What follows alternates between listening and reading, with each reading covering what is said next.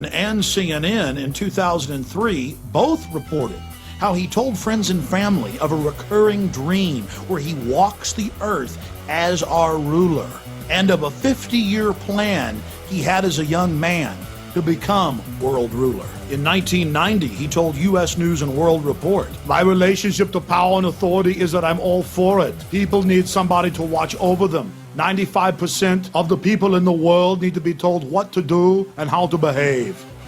Following in the footsteps of dictators before him, Arnold loves to be seen with giant images of himself behind him. The cult of personality concept in politicians is totally alien to America's history, but it's second nature to people like Kim Jong-il, dictator of North Korea, and ousted dictator Saddam Hussein of Iraq. It was pioneered by Alexander the Great and used to great effect by the Roman emperors. Hitler and Stalin just loved it because it made the people feel insignificant. In the dystopic novel 1984, huge portraits of Big Brother stare down on the slaves. But after all, Arnold's just going with the times. Now across the United States, we've seen these giant billboards with George Bush's picture on it, paid for by his supporters, that say, "George Bush, our leader." President Bush has done something that no American president has ever done. He likes to prance around in military uniforms, reminding us of where his power comes from. We should all be concerned that our president is dressing like Saddam Hussein, Fidel Castro, Mao Zedong, and Adolf Hitler. And Bush loves to be seen in uniform with lots of troops behind him. But so does Arnold. Here is Schwarzenegger giving the fascist salute in one of his bodybuilding poses.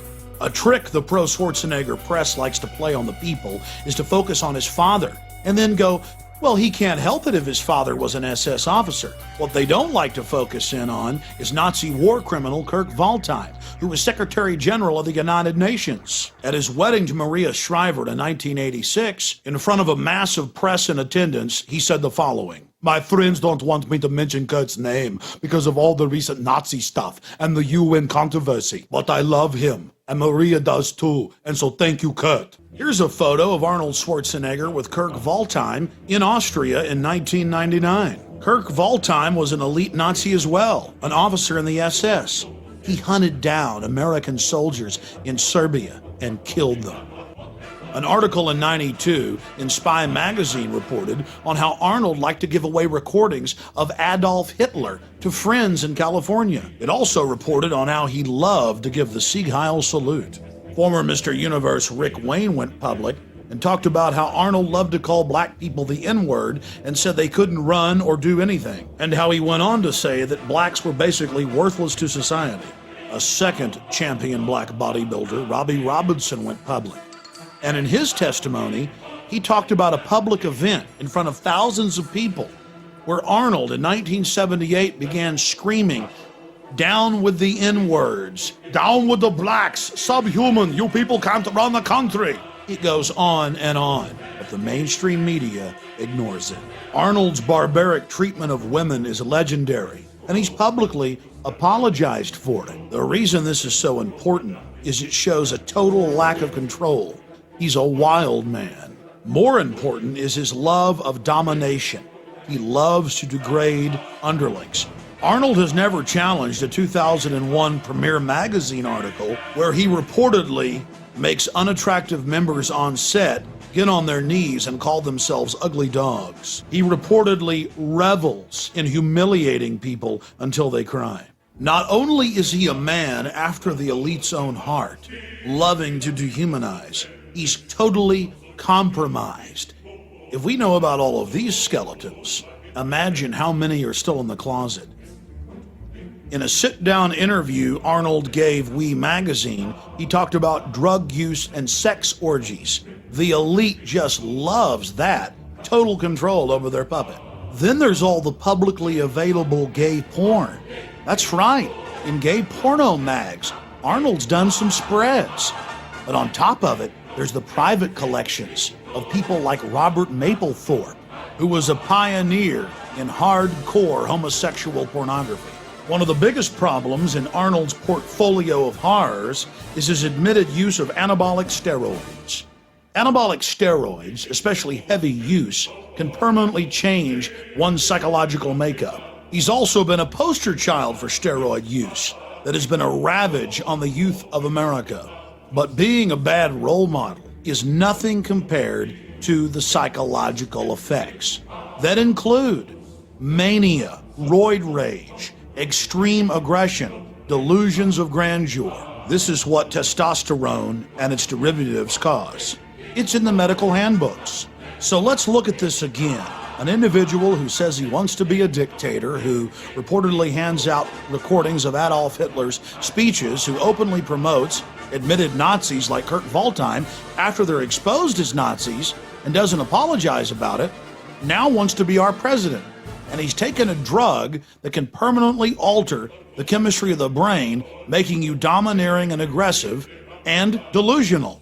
We're talking about Arnold Schwarzenegger being positioned to be president of the United States, in control of all of our military forces. Think about this compromised individual. In control of our B-2 bombers, our nuclear submarines, our nuclear missiles, our Air Force, our Army, our Navy, everything. You put that together with the police in black uniforms, the ski mask, the Patriot Act. It's a nightmare. And we have the very same elite that tried to bring Hitler to power now pushing Schwarzenegger. It's up to you, America. You better research these facts for yourself and take action to defend our republic from enemies foreign and domestic. In the battle for our liberties and freedoms and our children's future, it's going to be reality, not illusion, is going to save this country. If we believe the propaganda and the slick packaging, we are going to go into the Fourth Reich of the New World Order. Schwarzenegger and his controllers are counting on you to not take action, to not inform yourself and others, to not stand up against this insane action that they're taking against us, trying to put some foreigner from Austria who says he wants to be a dictator and in control of this country. And in spite of the attack on our homeland, on our homeland, on our homeland, on our homeland. Schwarzenegger has the nerve to call America his homeland. By definition, your homeland is the country where you were born. And that country for you, Arnold, is Austria, of the Black Eagle and Lederhosen, where your father was an SS officer, where your mother, when he died, married another top SS officer. That's your homeland. Your homeland is the birthplace of Adolf Hitler, and America will never be your homeland. Your claim of America as your homeland is as false as everything else you do. Then Arnold went into a very revealing diatribe where he talked about the police state in Austria, a police state his father helped set up. The problem is America's turning into that very police state. It's a mirror image. When I was a boy, the Soviets occupied part of Austria. I saw their tanks in the streets. I saw communism with my own eyes. I remember the fear we had when we had to cross into the Soviet sector. Growing up, we were told, don't look the soldiers in the eye, just look straight ahead. It was common belief that the Soviet soldiers could take a man out of his own car and ship him back to the Soviet Union as slave labor. Now, my family didn't have a car, but one day we were in my uncle's car. It was near dark as we came to the Soviet checkpoint. I was a little boy. I was not an action hero back then.